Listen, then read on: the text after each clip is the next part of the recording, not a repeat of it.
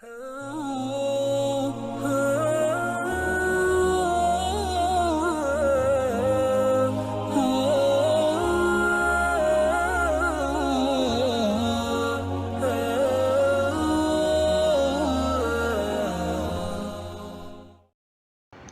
ونصلي على رسوله الكريم اما بعد فاعوذ بالله من الشيطان الرجيم بسم الله الرحمن الرحيم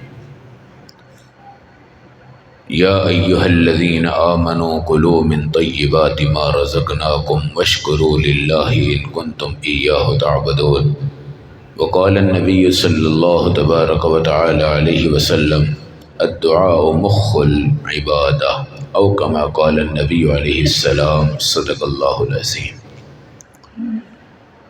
اے اہل ایمان، اس پاکیزہ رزق سے کھاؤ جو ہم نے تمہیں عطا کیا ہے، اور شکر ادا کرو اگر تم اللہ ہی کی عبادت کرنا چاہتے ہو۔ اور میرے نبی کا فرمان ہے کہ تمام عبادات کا مغز دعا ہے۔ نبی صلی اللہ علیہ وسلم کی امت کو اللہ نے ایک خوبصورت نظام قبولیت بھی عطا فرمایا ہے، اور وہ ہے رزق حلال اور رب سے دعا۔ میرے نبی صلی اللہ علیہ وسلم نے حضرت سعد نے پوچھا، یا رسول اللہ، دعا کی قبولیت کا نسخہ کیا ہے؟ آپ نے فرمایا، رزق حلال کھایا کر، اللہ تجھے مستجاب الدعوات بنائے گا۔ جو بھی تو جائز دعا مانگے گا اللہ تیری دعائیں قبول فرمائے گا۔ میرے نبی علیہ السلام کا فرمان ہے، دعا تمہاری عبادت کا مرکز ہے، اور دعا تمہاری عبادت کا سر ہے، اور دعا تمہاری عبادت کا نتیجہ ہے، اور دعا تمہاری عبادت کی چمک ہے، اور دعا تمہاری عبادت کا نور ہے۔ آج مسلمان کہتا ہے کہ میری دعا قبول نہیں ہوتی۔ میرا اس سے سوال یہ ہے کہ تم نے دعا میں مانگا کیا ہے؟ روٹی مانگی ہے، وہ تو اللہ نے تمہاری طے کر دی ہے۔ رزق مانگا ہے، وہ بھی اللہ نے طے کر دی ہے۔ نوکری مانگی ہے، وہ بھی اللہ نے طے کر دی ہے۔ جو بھی تم نے ذرائع معاش مانگے ہیں وہ بھی اللہ نے تمہارے طے کر دیے ہیں۔ اللہ رب العزت کے دین کی خاطر تم نے اپنی دعا میں آج تک کیا مانگا ہے؟ کیا اگر آپ اپنے پاؤں سے شروع کریں تو کیا اپنے رب سے دعا مانگی ہے کہ میرے پہنچے اوپر رہیں، میں سنت کا متبع بن جاؤں؟ کیا آپ نے اپنے رب سے دعا مانگی ہے کہ میری شرمگاہ ہے یہ حرام سے بچ جائے، میں اللہ رب العزت کے ہاں کسی گناہ کا مرتکب نہ بنوں؟ کیا آپ نے دعا مانگی ہے اس سے اوپر جو میرا پیٹ ہے اس میں صرف حلال جائے، حرام سے میں بچ جاؤں؟ کیا آپ نے یہ دعا مانگی ہے میرا یہ جو حلق ہے اس سے قرآن نیچے اترے، اور ایمان نیچے اترے، اور اسلام نیچے اترے؟ کیا آپ نے کبھی یہ دعا مانگی ہے اللہ میری زبان پہ سچ جاری ہو جائے؟ کیا آپ نے یہ دعا مانگی ہے اللہ میں اپنے چہرے کے اوپر وضو کا پانی بہاتا جاؤں، اپنے چہرے پر نبی کی سنت سجاتا جاؤں، اپنی آنکھوں کو نیچے جھکاتا جاؤں، اپنے سر پر سنت کے مطابق بال رکھتا جاؤں، اور اپنے تمام بدن پر اللہ کے دین کو، اللہ کے نظام اسلام کو اپنے اوپر لاگو کرتا رہوں؟ آج جدھر بھی دیکھے نا، کوئی شادی کی دعا کرتا ہے، کوئی دکان کی دعا کرتا ہے، کوئی کاروبار کی دعا کرتا ہے، کوئی اپنے دنیا کے مقصد کی دعائیں کرتا ہے۔ حضرت علی رضی اللہ تعالیٰ عنہ نے میرے نبی سے عرض کی، یا رسول اللہ، یہ وفا کیا ہے؟ وفا کیا ہے؟ آج آپ کے لفظ سنتے ہیں، کسی کا مطلب پورا نہیں ہوا، وہ اپنی ڈائریوں میں لکھ دیتا ہے کہ میرا دوست فلاں بڑا بے وفا ہے۔ کیا ہے؟ بڑا بے وفا ہے۔ ایک لڑکا اور لڑکی محبت کرتے ہیں، اس میں ذرا سی اونچ نیچ ہو جاتی ہے، کہتی تم بڑے ہی بے وفا ہو، اور دنیا کے اندر کوئی اور کام ہوتا ہے آپ اس میں اعتماد کرتے ہیں، وہ آپ کا کام پورا نہیں کرتا، بڑے بے وفا ہیں۔ اور یہ مشہور ہے، فلاں علاقے کے لوگ بڑے بے وفا ہوتے ہیں جی، فلاں علاقے کے لوگ بڑے دھوکے باز ہوتے ہیں جی، فلاں علاقے کے لوگ کبھی وفا نہیں کرتے۔ حضرت علی نے میرے نبی سے کہا، یا رسول اللہ، آپ مجھے بتائیں یہ وفا کیا ہے؟ وفاداری کیا ہے؟ با وفا کس کو کہتے ہیں؟ وفا پوری کرنا کس کو کہتے ہیں؟ تو میرے نبی نے فرمایا علی جو اللہ کی توحید پر زندہ رہ کے مر جائے وہ وفادار ہوتا ہے۔ اللہ کی توحید پر، اللہ ایک ہے، اللہ ایک ہے، اللہ کے سوا کسی سے وہ کام کروانے کی کوششیں کرنا جو میرا اللہ کرتا ہے، اس کو سب سے بڑا بے وفا کہا جاتا ہے۔ پھر حضرت علی نے کہا یا رسول اللہ فساد کیا ہے؟ فساد کیا ہے؟ تو میرے نبی نے فرمایا شرک، شرک یہ فساد ہے، وفا توحید ہے، شرک فساد ہے۔ شرک والا فسادی بنتا ہے کہ جس نے اپنے اللہ کے در کو چھوڑا، اب میرا اللہ اس کو مخلوق کے در پہ پھینک دیتا ہے، اور کبھی اس کی دعائیں قبول نہیں ہوتی، کبھی میرا اللہ اس کی طرف دیکھنا بھی پسند نہیں کرتا۔ پھر حضرت علی نے کہا یا رسول اللہ میرے اوپر کون سی چیز ہے جو ہر وقت واجب ہے؟ فرمایا اللہ کی عبادت اور اس کے نبی صلی اللہ علیہ وسلم کی اطاعت۔ پھر کہا یا رسول اللہ مجھے اپنے اللہ سے اگر کچھ مانگنا ہو تو کیا مانگنا چاہیے؟ میرے نبی نے فرمایا امن مانگو، عافیت مانگو، امن مانگو، عافیت مانگو۔ پھر کہا یا رسول اللہ صلی اللہ علیہ وسلم میرا اللہ جو ہے وہ کس چیز سے خوش ہوتا ہے؟ تو میرے نبی نے فرمایا رزق حلال سے۔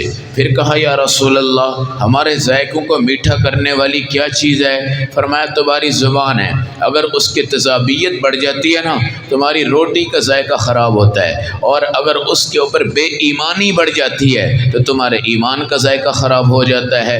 اب زبان کے اوپر ذرا سی کرواہٹ آئے نا تو بندہ ڈاکٹر کے پاس دوڑ رہا ہوتا ہے، میرا معدہ خراب ہے، میرا جگر خراب ہے، مجھے دوائی دی جائے، مجھے فلاں کیا جائے، لگا رہتا ہے لگا رہتا ہے لگا رہتا ہے، 2 دن 4 دن 10 دن ذرا سی زبان خراب ہوئے اس کا چہرہ مرجھا جاتا ہے اور اس کی رونقیں ختم ہو جاتی ہیں۔ لیکن افسوس یہ ہے کہ اس زبان پر جھوٹ ہے، بددیانتی ہے اور نفاق ہے۔ وہ کبھی اس چیز کی فکر نہیں کرتا کہ اس زبان سے گزر کر میرا کلمہ نیچے جائے گا، اس زبان سے گزر کر درود شریف نیچے جائے گا، اس زبان سے گزر کر اللہ کی توحید نیچے جائے گی، اس زبان سے گزر کر استغفار نیچے جائے گی، اس زبان سے گزر کر سبحان اللہ نیچے اترے گا، اس زبان سے گزر کر لا الہ الا اللہ نیچے جائے گا، اس زبان سے اتر کر پورا قرآن نیچے جائے گا، اس زبان سے اتر کر اشہد ان لا الہ الا اللہ نیچے جائے گا، اور اس زبان سے اتر کر سبحان ربی العظیم نیچے آئے گا،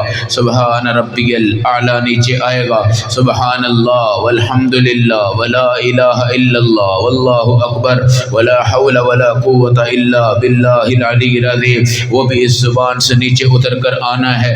پھر اسی زبان سے نیچے اتر کر محمد صلی اللہ علیہ وسلم میرے نبی کا نام نیچے جائے گا، اور آپ کی ختم نبوت کا نام نیچے جائے گا، اور آپ کے صحابہ میں ابو بکر کا نام زبان سے اندر جائے گا، حضرت عمر کا نام جائے گا، حضرت عائشہ کا نام جائے گا، حضرت خدیجہ کا نام جائے گا، جنت کا نام جائے گا، پل صراط کا نام نیچے جائے گا، عرش کا نام جائے گا، فرش کا نام جائے گا، ستارے اللہ کے ہیں، چاند اللہ کا ہے، سورج اللہ کا ہے، یہ زبانیں ہیں زبانیں۔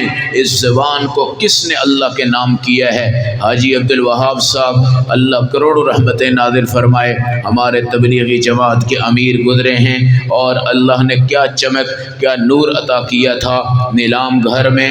طارق عزیز نے جب یہ سوال کیا تھا اس وقت دنیا میں کون ہے جو سب سے زیادہ بولنے والا ہے، تو جو جواب اول نمبر پہ آیا تھا وہ آیا تھا کہ حاجی عبد الوہاب صاحب ہیں، جو ہمہ وقت اللہ اور اس کے دین کی دعوت سے اپنی زبان کو معطر کرتے ہیں، دمے کے مریض ہیں، سانس رک جاتا ہے، آواز صاف نہیں نکل سکتی، گھنٹوں گھنٹوں اللہ اور اس کے دین کی تمام چیزوں کو گزرتا ہے۔ یہ سڑک ہے، یہ سڑک ہے، یہاں سے سارے دین نے نیچے اترنا ہے۔ اب شرم کرنی چاہیے انسان کو کہ اس سب جھوٹ بول کر اللہ کے قرآن کو اتار رہا ہے، نبی کی حدیث کو اتار رہا ہے، نبی کے نام کو اتار رہا ہے، اور بڑے بڑے عشقیہ نعرے اور بڑے بڑے کام کی باتیں دنیا کے سامنے کرتا جا رہا ہے۔ تو یہ زبان سپلائی ہے، یہ زبان آپ کا راستہ ہے، یہ زبان آپ کی گزرگاہ ہے، یہ زبان آپ کی زینت ہے۔ میرے نبی نے فرمایا ان لکل عبادت زینہ وزینت العبادت الدعاء، ہر عبادت کی ایک چمک ہوتی ہے اور اس کی ایک چمک دعا ہے۔ حضرت موسیٰ گزر رہے ہیں، ایک آدمی رو رہا ہے، اللہ سے مانگ رہا ہے، واپس آئے ہیں، رو رہا ہے، مانگ رہا ہے۔ حضرت موسیٰ نے کہا اللہ اس پہ رحم کر دے۔ کہا موسیٰ اگر یہ تنکا بھی بن جائے نا رو رو کر، اس کی میں دعا قبول نہیں کرتا، اس لیے کہ اس کا رزق حرام کا ہے، رزق حرام کا ہے۔ پھر میرے نبی علیہ السلام نے فرمایا جو ایک حرام کا رزق کھاتا ہے 7 نسلوں تک اس کے اثرات منتقل ہوتے رہتے ہیں۔ آج لڑائیاں آپ نے دیکھی ہیں، آج بے وفائیاں دیکھی ہیں، آج بد اخلاقیاں دیکھی ہیں۔ جہاں رزق حرام ہوتا ہے نا وہاں 2 چیزیں سب سے زیادہ ہیں، ایک بیماری کی اثرات اور اس کی تمام منفی اثرات، بیماریاں ہی بیماریاں، اور دوسرا لڑائیاں جھگڑے۔ یہ رزق حرام کی نحوست ہے، رزق حرام کی نحوست ہے۔ آدم علیہ السلام ہے نا، ایک دانے سے میرے اللہ نے روکا تھا، دانے سے روکا تھا، وہ آپ نے کھایا ہے۔ پہلا کام کیا ہوا ہے؟ آپ جنت سے نیچے آئے ہیں۔ دوسرا کام کیا ہوا ہے؟ حوا الگ ہوئی، آپ الگ ہوئے۔ تیسرا کام اولاد پر کیا اثر پڑا ہے؟ حابیل قابیل آئے اور آپس میں سب سے پہلے دنیا میں قتل ہوا ہے، پہلا قتل ہوا ہے۔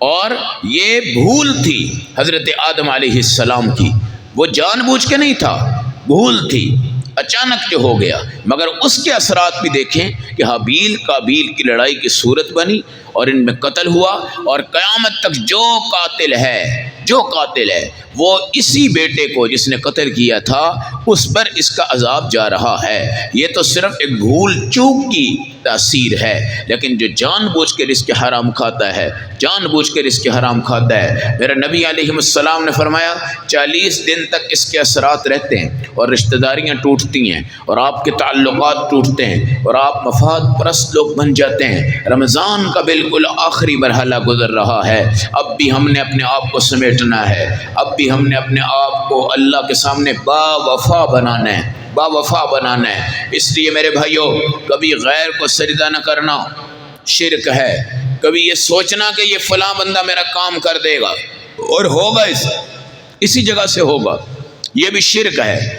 مزاروں پہ، درباروں پہ، ان چیزوں پہ جاتے ہو تو اپنا رنگ ڈال کے آیا کرو، دوسروں کا رنگ نہ لے کر آیا کرو۔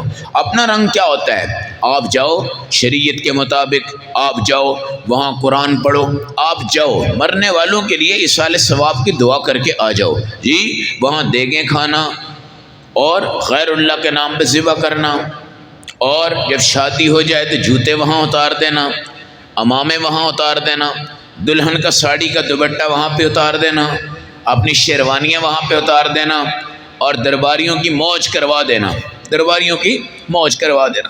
یہ گجرات سے آگے ایک علاقہ ہے، وہاں پہ ایک قبر ہے جہاں میں خود بھی گیا، اور بہت بڑی قبر ہے، جتنی آپ کی مسجد کی چوڑائی ہے شاید اس سے بھی ڈبل ہے، اور اس کے نیچے لکھا ہوا کمبیت ابن آدم، کمبیت ابن آدم، یعنی حضرت آدم کے بیٹے کی وہ قبر انہوں نے ظاہر کی ہے، اور اس پہ بڑی بلڈنگیں اور باہر بڑے بڑے مجاور بیٹھے ہوئے۔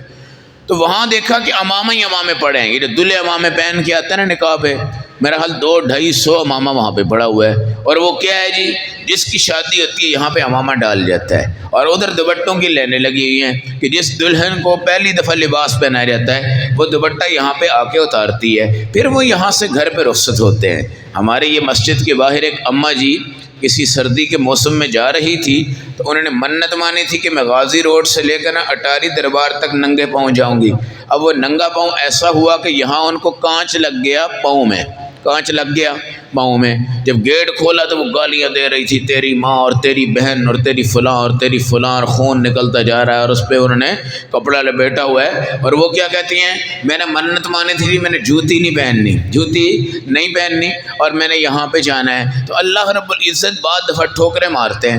ایک ساتھی رات کو بتانے لگے کہ انڈیا کے اندر ہم نے یہ سنا ہے کہ جو بڑے پیر ہیں نا ہندوؤں کے، جن کو وہ پنڈت کہتے ہیں، جب کورونا کی وجہ سے وہاں موت میں شدت آ رہی تھی، لوگ بیڈ پہ تھے لیکن جان نہیں نکل رہی تھی، تو ان کے پنڈتوں نے بھی آ کر ان کے کانوں میں کلمہ پڑھا ہے اور لوگوں سے کہا یار تم آؤ بھائی اس کے کان میں کیا کر دو، کلمہ پڑھ لو۔ کلمہ پڑھتے ہی ان کی روح کیا ہو گئی، پرواز کر گئی۔ اور اللہ میرا دکھا رہا ہے کہ اللہ کی وفا توحید ہے، بھگوان نہیں ہے، مندر نہیں ہے۔ ایک انگریز کہنے لگا مسلمانوں تمہارا اور ہمارا فرق کیا ہے، ہم خدا کو کھڑا کر کے پوجتے ہیں۔ بت دیکھے نا آپ نے، ان کے بت کھڑے ہوتے ہیں۔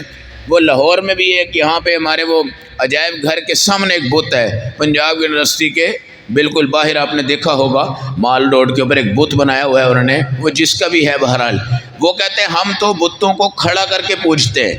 اور حضرت خواجہ معین الدین چشتی اجمیری رحمۃ اللہ علیہ بہت بڑے اللہ کے ولی ہیں، بہت بڑے اللہ کے۔ حضرت علی حجویری بہت بڑے اللہ کے ولی ہیں۔ سلطان باہو بہت بڑے اللہ کے ولی ہیں۔ قطب الدین بختیار کاکی بہت بڑے اللہ کے ولی ہیں۔ حضرت لاہوری بہت بڑے اللہ کے ولی ہیں۔ مگر یہ حضرات کون تھے جنہوں نے آ کر رام مندر اور یہ تمام گردوارے اور یہ تمام کے تمام مندر ختم کیے تھے، اور انہوں نے قرآن کی شمع جلائی، اور اجمیر شریف کا نام پیدا کرنے والا معین الدین چشتی اجمیری اس علاقے میں آیا جہاں لوگ کہتے تھے کہ بھائی یہ تو بھگوان ماننے والے ہیں، اور یہ تو گائے کا گوشت نہیں کھاتے، یہ گائے کا پیشاب پینے والے لوگ ہیں، یہاں معین الدین چشتی اجمیری کیا کرے گا؟ تو آپ نے قرآن کی ایسی شمع جلائی ہیں کہ وہاں پر اہل اسلام پیدا ہوئے اور کلمہ پڑھا اور بھگوان چھوڑے اور مندر چھوڑے اور اللہ رب العزت کی عبادت آئی۔ مگر جب حضرت دنیا سے چلے گئے، جی سب سے بڑی دیگ دنیا میں وہاں اجمیر میں بنتی ہے، سب سے بڑی دیگ دنیا میں وہاں کہاں بنتی ہے؟ اجمیر شریف میں بنتی ہے۔ اس وقت جو مزارات پہ بنتے ہیں کھانے، ان میں سے سب سے بڑی دیگ جو ہے، پتہ نہیں اس کا کیا کیا سسٹم ہے، اللہ جانے، لیکن بہت بڑی وہ دیگ بنتی ہے۔ اب وہ انگریز کہنے لگا ہم اپنے نقلی خدا بھی بے شک بناتے ہیں، ان کو ہم کھڑا کر کے کیا کرتے ہیں، پوجتے ہیں، اور تم لٹا کے پوچھتے ہو۔ کہا بھئی وہ کس طرح؟ کہا دیکھو حضرت خواجہ معین الدین چشتی اجمیری ہیں، اور ان کے مزار پہ لوگ آتے ہیں سجدے کر رہے ہیں، لوگ آتے ہیں یہاں عبادتیں کر رہے ہیں، لوگ آتے ہیں یہاں سے مانگتے جا رہے ہیں۔ ہمارے حضرت علی حجویری ہیں دربار میں، جی ان کی قبر مبارک جو ہے اس پہ لوگ جاتے ہیں تو یہاں بھی سجدے کر رہے ہوتے ہیں۔ اب یہ تو اللہ والے گزرے ہیں، جو پیچھے آنے والے رنگ ساز ہیں وہ یہاں کیا کچھ کرتے ہیں، کیا کچھ نہیں کرتے۔ تو کہنے لگے بھائی تم بھی ایسے ہی کر رہے ہو، تم بھی لیٹے ہوئے اور مرنے والوں کی جا کے پوجا کرتے ہو اور ان کو جا کے سجدے کرتے ہو، اور ہم کھڑے کر کے بت ہیں ان کو پوجتے ہیں۔ ہمارا فرق بھی کوئی نہیں، تمہارا فرق بھی کوئی نہیں، ہم تو ایک لائن کے فقیر ہیں۔ تو بھائی دعا میں وفا ہوگی، کیا ہوگی؟ دعا میں وفا ہوگی، دعا میں بے وفائی نہیں کرنی۔ اور بے وفائی کیا ہے؟ ہم مشرک بن جائیں، ہم قبر پرست بن جائیں، ہم مزار پرست بن جائیں۔ میں آپ سے یہ عرض کرنا چاہتا ہوں، اپنے گھروں کے جالے صاف کرو، گھر کا ماحول صاف کرو، بیوی سمیت، بیٹی سمیت، ماں سمیت، ساس سمیت ہیں۔ گھر میں اگر 2 سال بچہ نہیں نہ ہوتا تو آپ کی سانس آپ کو اتنے طواف کروا دیتی ہے دنیا کے مزاروں کے کہ لوگ بیت اللہ کے بھی اتنے طواف نہیں کرتے، اور وہ آپ کو کہتے ہیں فلاں جگہ ہو جائے گا، فلاں جگہ ہو جائے گا۔ اب یہ کلر کہار پر ایک دربار ہے تو وہاں جس کی اولاد نہیں ہوتی وہ جاتا ہے تو اپنا لباس وہاں پہ اتار کے دوسرا کوئی چینج کر کے آنا پڑتا ہے، اور وہ کپڑے وہاں پہ چھوڑ کے آتے ہیں۔ یہ سارے ہی عجیب نظام ہیں۔ اور آج رمضان کی مبارک ساعتیں، لیلۃ القدر کا خوبصورت لمحہ، اور قرآن حکیم کا نظارہ، اور دعاؤں کے خوبصورت قسم کے لمحات، اللہ کے دین کی بہاریں اور یہ خزائیں، اور آج سیل لگی ہوئی ہے، لوٹ مار سیل لگی ہوئی ہے، اور دنیا کو بتایا جا رہا ہے اپنے آپ کو اللہ کی طرف لے آؤ، غیرت میں آؤ، جوش میں آؤ، اللہ کی توحید پہ آؤ، فساد کی طرف نہ جاؤ، شرک کی طرف نہ جاؤ، رزق اپنا حلال کر لو، رزق حرام چھوڑ دو، اللہ سے دعائیں مانگو۔ اور دعاؤں کی میں نے بات کر دی ہے، آپ دکان کی دعا نہ مانگیں، پھل کی دعا نہ مانگیں، فروٹ کی دعا نہ مانگیں، چاول دال نہ مانگیں، دودھ دہی نہ مانگیں، پانی روح افزا نہ مانگیں، کھجوریں اور پھل نہ مانگیں۔ یہ تو اللہ نے آپ کو دینا ہی دینا ہے۔ پاؤں سے لے کے سر تک کا ایمان مانگیں، اعمال مانگیں، داڑھی مانگیں، ٹوپی مانگیں، پگڑی مانگیں، سفید لباس مانگیں، نماز جمعہ کا نمازی بنو، قرآن کا قاری داعی بنو، 5 وقت کا نمازی بنو، وضو کا پابند بنو، ماں کا فرما بردار بنو، باپ کا فرما بردار بنو، نبی پاک کا خادم بنو، صحابہ کا خادم بنو، دین کا خادم بنو، توحید پہ جیو، توحید پہ مرو، شرک سے دور رہو، بدعت سے دور رہو، غیبت سے دور رہو۔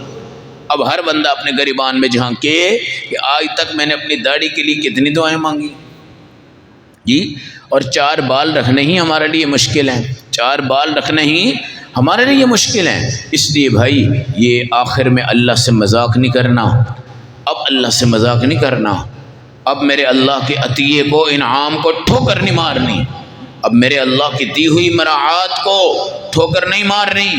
یہ آخری وقت جا رہا ہے، آخری سیزن ہے، آخری لمحات ہیں، اس لیے اپنے آپ کو رزق ٹھیک کرو، رزق ٹھیک کرو، بینکوں سے سودی اکاؤنٹ ختم کرو، انشورنس اور بیمہ پالیسیاں یہ ختم کرو، یہ لکی اور بولی والی جو کمیٹیاں ہیں یہ ختم کرو، انعامی پرائز بانڈز کی جو رقمیں ہیں یہ ختم کرو، جوئے اور شرطوں کی جو رقمیں ہیں یہ ختم کرو، رشوت اور کرپشن جہاں پہ ہو رہی ہے اس چیز کو ختم کرو، ذرا پاک رزق کھا کے چیک تو کرو، ہمارے گھر کی بیماریاں دور ہوں گی، لڑائیاں ٹھیک ہوں گی، آپ ماں کے فرما بردار بنیں گے، باپ کے فرما بردار بنیں گے۔ اللہ رب العزت کے جو جانور ہیں نا وہ بھی کسی کی کوئی چیز نہیں کھاتے، وہ بھی کسی کی کوئی چیز نہیں کھاتے۔ شیر ہے نا، شیر کو گھاس ڈال دو جی، بے شک اس کو چمکا کے ڈالو وہ کبھی اس کو منہ نہیں لگاتا ہے، اور بکری جو ہے، بکری کے آگے تم چھوٹا گوشت اور ران کا گوشت اور مکھ والی ہڈیاں رکھو وہ کبھی اس کو نہیں کھائے گی جی۔ تو شیر اپنی خوراک کا پابند ہے، بکری اپنی خوراک کی پابند ہے۔ ایک مسلمان ہی ہے جو حلال میں بھی منہ مارتا ہے، حرام میں بھی منہ مارتا ہے، مکس چیزوں میں بھی منہ مارتا ہے۔ اللہ ہم سب کو رزق حلال کا پابند بنائے اور دعاؤں کی کثرت کر کے اپنے اللہ سے وفاداری کا ثبوت پیش کریں، اور شرک سے، دربار مزار پرستی سے اپنے آپ کی بھی اور اپنے گھر کی خواتین کی بھی آپ نے حفاظت کرنی ہے۔ یہ چیز ہوگی تو لیلۃ القدر بھی نصیب ہوگی، اور اللہ ہمارے اعمال نامے کو صاف پاک کریں گے اور نبی کے خواب کی خدمت میں پیش کیے جائیں گے۔ اللہ ہمیں عمل کی ثمر کی توفیق عطا فرمائے۔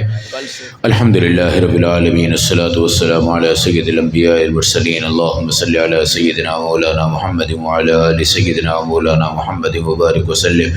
ربنا ظلمنا انفسنا وان لم تغفر لنا وترحمنا لنکونن من الخاسرین۔ اللہم انک عفو کریم تحب العفو فاعف عنا یا غفور یا غفور۔ اللہم اشف مرضانا ومرضى المسلمین، اللہم احسن عاقبتنا في الامور كلها واجرنا من خزي الدنيا وعذاب الاخرة۔ اللهم انا نسألك الهدى والعفو والتقى والغنى، ربنا ولا تحملنا ما لا طاقة لنا به، واعف عنا واغفر لنا وارحمنا، انت مولانا فانصرنا على القوم الكافرين۔ یا اللہ ہمارے گناہوں کو معاف فرما، ہمارے امراض اور بیماریاں دور فرما، ہمارے گھر بار میں، رزق میں، مال جان میں، عزت آبرو میں، خاندان میں، اقرباء و احباب میں برکتیں اور رحمتیں نصیب فرما۔ بھائی تاج محمد صاحب کے والد کو، ان کی والدہ کو، ان کے والدین کی آخرت کو، ان کی قبر کو چمک اور دمک نصیب فرما، اور جتنے ہمارے بھائی ہیں ان سب کے مرحومین کی قبروں کو جنت کا باغ بنا، پورے عالم کے اہل اسلام کی قبروں کو جنت کا باغ بنا۔ ہمیں اپنی قبر کو سنوارنے کی، بنانے کی، چمکانے کی اس دنیا کی زندگی میں توفیق نصیب فرما، اس کے حلال وافر مقدار میں نصیب فرما، حرام اس کے ذرائع سے ہماری حفاظت فرما۔ حلال کھا کر نماز پڑھیں، حلال کھا کر قرآن پڑھیں، حلال کھا کے حج کریں، حلال کھا کے عمرہ کریں، آخری حلال کا لقمہ کھا کے دنیا سے جائیں۔ اللہ اس کی توفیق عطا فرما۔ کرونا سمیت تمام بیماریوں سے اللہ ہماری حفاظت فرما۔ جب تک دنیا میں رہیں ایمان پہ، ہدایت پہ رہیں، جب دنیا سے جائیں تو خاتمہ علی ایمان کی خوبصورت موت نصیب فرما۔ وصلی اللہ تعالی علی خیر خلقہ محمد وعلی آلہ واصحابہ اجمعین۔